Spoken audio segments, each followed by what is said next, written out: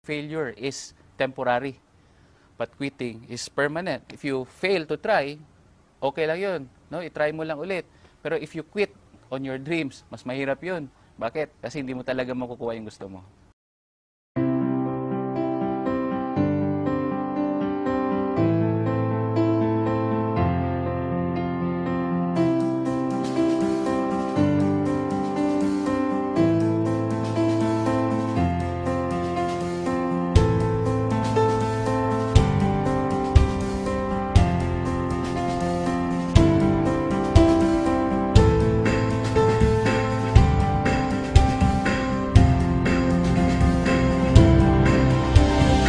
Dati ako nagtatrabaho sa isang farming industry. Job description ko talaga is tigasagot ng telepon, tig-dispatch sa mga biyahe sa truck, tig-kolekta og kwarta nila, tig-ihap og kwarta nila, tig-deposito og kwarta nila, tig-buhat og payroll, tig-check up sa mga logistics in and out. Profits are better than wages. Wages will make you a living, but profits can make you a fortune. It is a bit difficult to get rich on wages, but anybody can get rich on profit. So that day, naisip ko na magnegosyo na lang kaya ako. Pero paano? Nadunggan ako ni dati ang B-Mobile sa una pag yun kayo. Tuwing nasa jeep ako, B-Mobile pag pinag-uusapan. Naglalakad ako, B-Mobile na naman. Tuwing nasa ibang office, B-Mobile. I used to be a regular employee for a US-based company. Bale, computer programmer nila ako. So, although maganda naman yung trabaho, maganda yung pay, pero nasa-sacrifice yung social life ko. So, wala na akong time for my family. And at the same time, so malaki rin yung sacrifice ko sa health ko. A friend told me, sabi niya sa akin, Juan, meron akong magandang business na nakita. Baka gusto mo ring tingnan. So, sumama lang ako sa kanya. And then, dinala niya ako nun sa Jollibee yung dati. And pinakinggan ko lang rin yung business presentation. Before ako na-introduce sa V-Mobile, I am financial consultant ng isang British financial company dito sa operating sa Pilipinas. Grabe ang gamit ko ng cellphone as well as lagi ako nag-travel.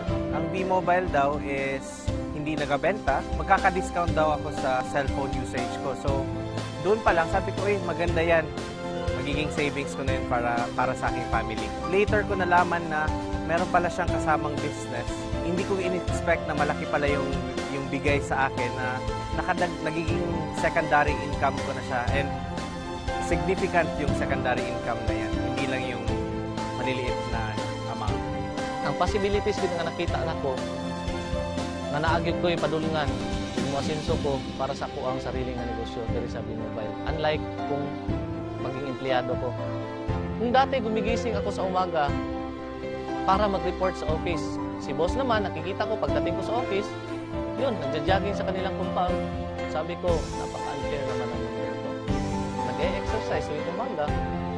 Ngayon, sa awa ng Diyos, gumigising pa rin ako ng umaga. But this time, katulad na din ako ni boss, ang manager.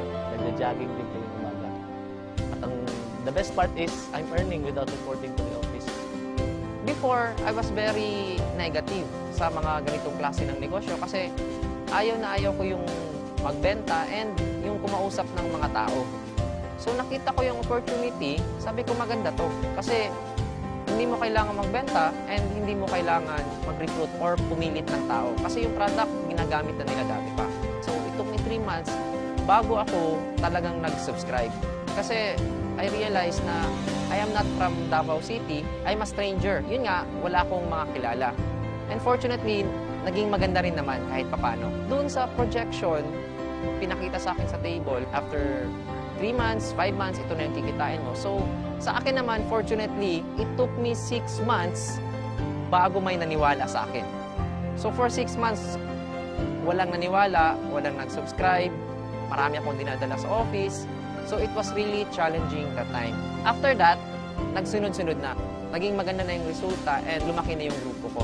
Dati po akong manager sa isang kumpanya. Sales rin po yung trabaho ko. I was looking forward to have my own business. So, habang naghahanap ako ng mga kliyente ko, I dropped into V-Mobile. Eh, nagulat ako sa resulta niya kasi in a span of 8 months time, kumita siya ng mga 7 million pesos. So for me, sabi ko, okay kumita ka ng 7 million, ang liit ng kapital mo, bakit hindi ko subukan? Pero one thing was holding me back kasi ayoko sa mga ganitong business before eh. Naisip ko, pag ganito, kailangan mo magbenta, kailangan mo mamili ng tao, kailangan mo mag-recruit. So, medyo naging hesitant ako. Buti na lang, yung sinabi niya sa akin na hindi mo kailangan magbenta ng load, hindi mo kailangan mag-recruit ng tao, pero kikita ka ng malaki. The very reason why I kept on going despite the challenges is because unang-una, when I saw V-Mobile, I saw na malaki yung potential niya, na kumita ka, yes. And pangalawa, naisip ko, marami akong pwedeng matulungan sa negosyo na to. So unang-una, pwede kong tulungan yung sarili ko, pwede kong tulungan yung family ko, pwede kong tulungan yung mga friends ko na medyo less fortunate. So sabi ko kasi, with a very little capital, pwede na silang magkaroon ng sarili nilang negosyo. Yung mga kaibigan ko, yun pa yung humihindi. Yung mga kamag-anak ko, tinatawanan pa nila yung ginagawa ko kasi parang isip nila, parang baduy, no? Pero sabi ko, kahit anong tawa nila sa akin, kahit hindi sila naniniwala sa akin, okay naman. Kasi alam ko yung rason ko bakit ko gusto mag-V-Mobile. Rason ko is gusto kong magbago yung buhay ko. Kasi alam ko yung buhay ng mahirap eh. May nangyari sa family namin, naubos lahat yung business, naibago yung bahay. And those were the things that were painful sa buhay ko dati. Pero sabi ko na, if I can make a change, ibalik ko yung dating state of living, yung standard of living namin, a decent lifestyle, bakit hindi ko gawin? So, hindi ko pinansin yung mga humihindi. Nakakatawa lang, ang mga naniniwala sa akin, yung mga taong hindi ko pa kakilala. No? Yung iba nasa abroad, yung iba hindi ko naman mga kaibigan dati, pero naniwala. Pasalamat ako sa Diyos, after 1 year of doing the business part-time, kumita na ako ng 1 million dito. For a very small capital, to earn 1 million pesos is what I really wanted.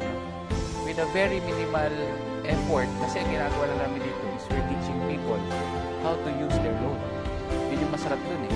Dati kasi nung binata ako, sarili ko lang yung iniisip ko. Anything na I do, anything na kinikita ko para sa sarili ko lang. But pag meron ka na palang pamilya, mag-iiba na yon. Ang first reason ko dati was yung discount.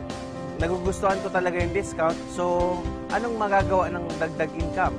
March 2012, it was my first vacation na reward ko sa sarili ko through V-Mobile. 3 days, nagbakasyon kami ng barkada ko sa Boracay, and after 3 days, kumita naman ako ng 36,000. So, hindi na masama. March 31 to April 18, yung family ko naman yung kasama ko nagbakasyon.